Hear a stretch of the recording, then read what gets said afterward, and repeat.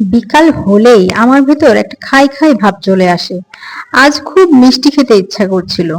তো নড়াইলে আসার পর থেকেই একটা জায়গার নাম খুব শুনছি, সেখানে নাকি খুব ভালো মিষ্টি পাওয়া যায়।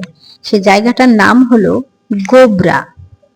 এত সুন্দরভাবে বললাম কেন? আপনারা আবার গোবর মনে করেন না, জায়গাটার নাম হলো গোবরা। তো সেইখানকার মিষ্টি খাওয়ার জন্য আজকে আমরা রওনা দিলাম। তো পরিবেশটা এত সুন্দর ছিল, এই মেঘ, এই বৃষ্টি, এই রোদ, আবার সাথে সাথে ঝড়ো ঝড়ো বৃষ্টি চলে আসছে। তো যেতে যেতে আসলে আমরা গোবরাটা হারিয়ে ফেলেছি, আমরা খুঁজেই পাচ্ছি না। পাশে দেখলাম কি চমৎকার পরিবেশ, চারপাশে পানি, আবার মাঝখানে নারকেল গাছ দিয়ে সুন্দর এইভাবে যাওয়ার রাস্তা। রাস্তাটা খুব বেশি সুন্দর না, কিন্তু পরিবেশটা খুবই চমৎকার ছিল। রাস্তায় যেতে যেতে বেশ ভয় পাচ্ছিলাম, আশেপাশে যদি সাপ থাকে। পানির চারপাশে সাপ থাকতেই পারে। অলরেডি একটা সাপ ব্যাঙ ধরেছিল এবং সেখানে খুব ছটফট করছিল, সেটা দেখেও আমরা একটু ভয় পেয়েছিলাম। পরিবেশটা দেখেন কি শান্ত, মনোরম, এবং বাতাসটা অস্থির। আমার তো মনে হচ্ছিল একটু নাচ করি এই বাতাসে। এদিকে চলে এসেছে বৃষ্টি। বাহিরে কি চমৎকার রোদ, তারই ভিতরে চলে আসলো ঝুম বৃষ্টি।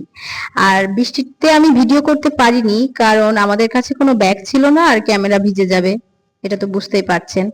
আর অমনি ওদিকে ফোন আসলো যে আমাদের ড্রাইভার নাকি সে আমাদেরকে না পেয়ে অনেক দূরে চলে গেছে। ড্রাইভার মানে আমার বাবুর বাবা। যাই হোক, সে অনেক দূরে চলে গেছে। আমরা এবার ভ্যানে চলে আসলাম। ভ্যানে এবার ভ্যানওয়ালাকে বললাম আমাদেরকে গোবরা বাজার নিয়ে যান, দেখি এবার আমরা একটু চিনতে পারি কিনা।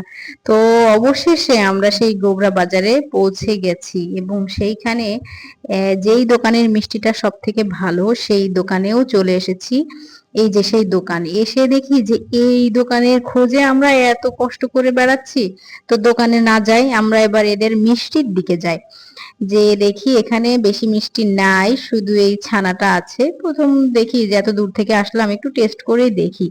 পরে খেয়ে দেখি অসম্ভব মজা। আসলেই মানুষ যে কেন আসে সেটা আমি খাওয়ার পরেই বুঝলাম। হালকা মিষ্টি দেওয়া এবং খেতে দারুণ স্বাদ। দোকানের ডেকোরেশনে আপনারা দেখেন না, আপনারা এদের খাবারের দিকে দেখে তারপরে আইসেন। আর এখানে চলে আসলো পাকোড়া, কারণ আমার মেয়ে সে পাকোড়া খাবে, সে মিষ্টি খাবে না। তো তার জন্য পাকোড়া চলে আসলো, তা সে তো আর খেতে পারে না, সে শুধু এক কামড়ি দিবে, বাদ বাকিটুকু আমরাই খাবো। কিন্তু বিশ্বাস করেন পাকোড়াটাও খুবই মজা। পাকোড়াটা তো আমি